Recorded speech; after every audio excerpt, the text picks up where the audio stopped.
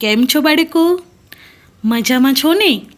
બાળકો, આપણે ધોરણ 7 વિષય હિન્દીમાં વ્યાકરણ વિભાગમાં વિરામચિહ્નો વિશે અભ્યાસ કરીશું. તમે 1 થી 6 ધોરણમાં ગુજરાતી વિષયમાં વિરામચિહ્નો વિશે અભ્યાસ કરી ગયા હતા. હવે આપણે ધોરણ 7 વિષય હિન્દીમાં વિરામચિહ્ન વિશે અભ્યાસ કરીશું.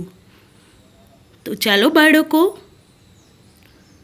આપણે વિરામચિહ્નો વિશે પુનરાવર્તન કરીએ. निम्नलिखित वाक्य पढ़िए. निम गुणकारी पेड़ है, એટલે કે લીમડો ગુણકારી વૃક્ષ છે. આપ કહાં જાએંગે? તમે ક્યાં જશો? અરે દેખો, બસ આ ગઈ. અરે જુઓ, બસ આવી ગઈ. अहमदाबाद, सूरत, बड़ौदा गुजरात के बड़े शहर है. अहमदाबाद, सूरत, वडोदरा गुजरातना मोटा शहरों છે. ऊपर दिए हुए वाक्यों में पूर्ण विराम એટલે કે હિન્દીમાં ઊભી લીટીને પૂર્ણ विराम કહેવાય. प्रश्न चिन्ह, उद्गार चिन्ह और अल्प विराम के चिन्ह आए हैं. व्याकरण में इन चिन्हों को विराम चिन्ह कहते हैं. पहला वाक्य में नीम गुणकारी पेड़ है, वाक्यना अंते पूर्ण विराम, हिंदी में ऊभी લીટી એને પૂર્ણ વિરામ કહેવાય. બીજામાં આપ કહાં જાएंगे પ્રશ્ન પૂછવામાં આવ્યો છે, એટલે વાક્યના અંતે શું આવશે? પ્રશ્ન ચિહ્ન. ત્રીજામાં અરે દેખો બસ આ ગઈ, ઉદ્ગાર ચિહ્ન મૂકવામાં આવ્યું છે, ઊભી લીટી અને નીચે ટપકું ઉદ્ગાર ચિહ્ન. અહમદાવાદ, અલ્પવિરામ સુરત, અલ્પવિરામ બરોડા, અલ્પવિરામ ગુજરાત. તો ચોથા વાક્યમાં અમદાવાદ પછી, સુરત પછી અને બરોડા પછી અલ્પવિરામ ચિહ્નનો ઉપયોગ થયો છે. વ્યાકરણમાં આને વિરામ ચિહ્નો કહેવાય છે. હવે વિરામ ચિહ્નની વ્યાખ્યા જોઈએ. विराम चिन्ह: पढ़ते समय कहाँ रुकना और कितना रुकना तथा वाक्य कैसा भाव सूचित करता है. वाँचती वखते क्या थोभवू, क्या अटकवू तथा वाक्य में कैसा भाव सूचित करना, वाक्य में कयो भाव रजू थयो छे. इसके लिए जिन जिन विभिन्न चिन्हों का प्रयोग किया जाता है उन्हें विराम चिन्ह कहते हैं. વાક્ય વાંચતી વખતે અથવા તો કંઈ પણ વાંચતી વખતે ક્યાં અટકવું અને કેટલો સમય અટકવું તથા વાક્યમાં કેવો ભાવ રજૂ થયો છે, જેના લીધે ભિન્ન ભિન્ન અલગ અલગ ચિહ્નોનો પ્રયોગ થતો હોય છે, જેને આપણે વિરામ ચિહ્ન કહીશું. ફરીથી, પડતે સમય કहाँ रुकना और कितना रुकना तथा वाक्य का कैसा भाव सूचित करना, इसके लिए जिन भिन्न चिन्हों का प्रयोग किया जाता है उन्हें विराम चिन्ह कहते हैं. આ હતી વિરામ ચિહ્નની વ્યાખ્યા. હવે આપણે વિરામ ચિહ્નના મુખ્ય પ્રકાર જોઈશું. વિરામ ચિહ્ન મુખ્ય જોઈશું, એટલે કે કેટલા મુખ્ય વિરામ ચિહ્નો હોય છે તેનો આપણે અભ્યાસ કરીશું. પહેલું છે પૂર્ણ विराम, ઊભી લીટી. इन्हें हिंदी में पूर्ण विराम कहवाय. इस चिन्ह का प्रयोग वाक्य के अंत में किया जाता है. पूर्ण विरामનો ઉપયોગ વાક્યના અંતમાં કરવામાં આવે છે. ઉદાહરણ: સાહિલ मेरा भाई है. તો સાહિલ मेरा भाई है વાક્યના અંતે આપણને ઊભી લીટી, જેને હિન્દીમાં પૂર્ણ વિરામ કહેવાય, તો સાહિલ મેરા ભાઈ હે વાક્યના અંતે પૂર્ણ વિરામનો ઉપયોગ થયો છે. બીજું છે અલ્પ વિરામ. वाक्य पढ़ते समय जहाँ थोड़ी देर के लिए रुकना होता है वहाँ इस चिन्ह का प्रयोग होता है अथवा तो प्रयोग किया जाता है. वाक्य वाँचती वखते આપણે ક્યાંક અટકવું હોય, થોડાક માટે થોભવું હોય, ત્યારે આપણે અલ્પ વિરામનો ઉપયોગ કરવો જ અથવા તો करता होइए छीए। उदाहरण, विज्ञान गणित भूगोल मेरे प्रिय विषय है।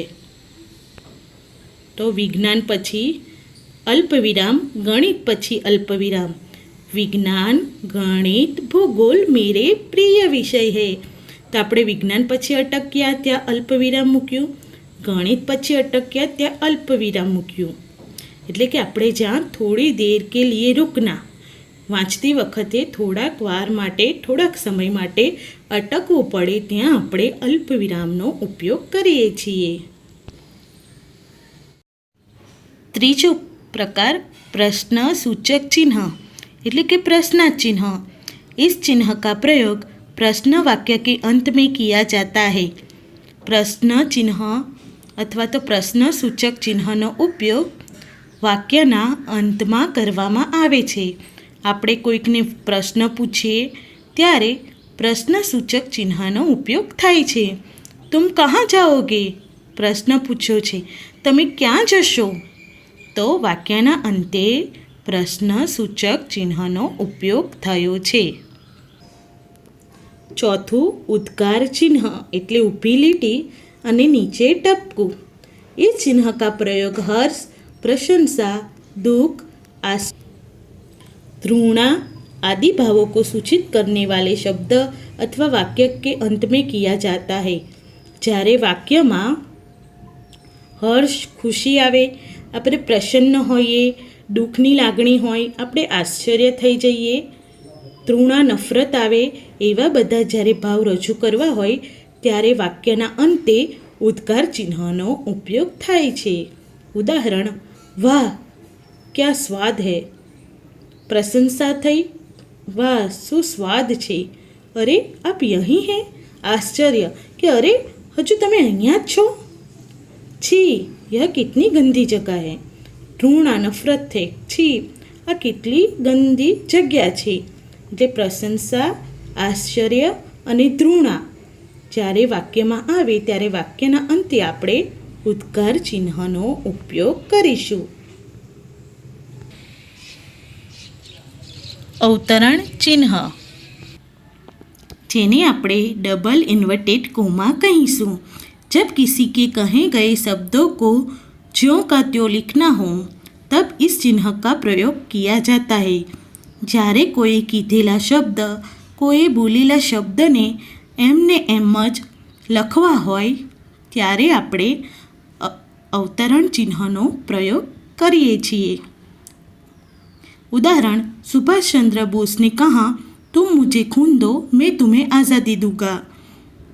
સુભાષચંદ્ર બોઝે કહ્યું હતું, પછી જો અવતરણ ચિહ્નમાં વાક્ય લખ્યું છે, તમે મને લોહી આપો હું તમને આઝાદી આપીશ। એટલે સુભાષચંદ્ર બોઝે જે વાક્ય કહ્યું છે એને આપણે ડબલ અવતરણ ચિહ્નમાં લખીશું અથવા તો લખ્યું છે। એટલે જ્યારે કોઈ બોલે છે અથવા કંઈક કહે છે એને આપણે અવતરણ ચિહ્નમાં લખીએ।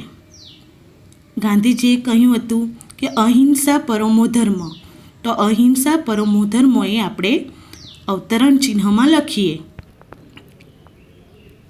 એમ કોઈ કીધેલા અથવા બોલેલા શબ્દને આપણે એમ ને એમ લખીએ, બેઠા જ લખીએ ત્યારે અવતરણ ચિહ્નનો ઉપયોગ થાય છે। छठो प्रकार योजक चिन्ह એટલે કે ડેશ, આડી લીટી। इस चिन्ह का प्रयोग शब्दों को जोड़ने के लिए होता है। જ્યારે બે શબ્દને જોડવામાં આવે ત્યારે બે શબ્દની વચ્ચે આડી લીટી યોજક ચિહ્નનો પ્રયોગ થાય છે। ઉદાહરણમાં સુખ દુઃખ, તો સુખ દુઃખની વચ્ચે યોજક ચિહ્ન, માતા પિતા તો માતા પિતાની વચ્ચે યોજક ચિહ્ન, પાપ પુણ્ય તો પાપ પુણ્યની વચ્ચે યોજક ચિહ્ન, દેશ વિદેશની વચ્ચે યોજક ચિહ્ન। પછી સવાર સાંજ હોય તો સવાર સાંજની વચ્ચે યોજક ચિહ્ન મુકાય। રડવું, હસવું, કાકા કાકી, પૂર્વ પશ્ચિમ આ બધા શબ્દોની વચ્ચે આપણે યોજક ચિહ્નનો ઉપયોગ કરીએ છીએ। બાળકો, આજે આપણે બીજી વાર વિરામ ચિહ્નોની સમજૂતી મેળવી। તમારે આ વિરામ ચિહ્નોને વાંચવાના છે અને મોઢે કરવાના છે કે ક્યારે કયા વિરામ ચિહ્નનો ઉપયોગ થાય. થેન્ક યુ બાળકો.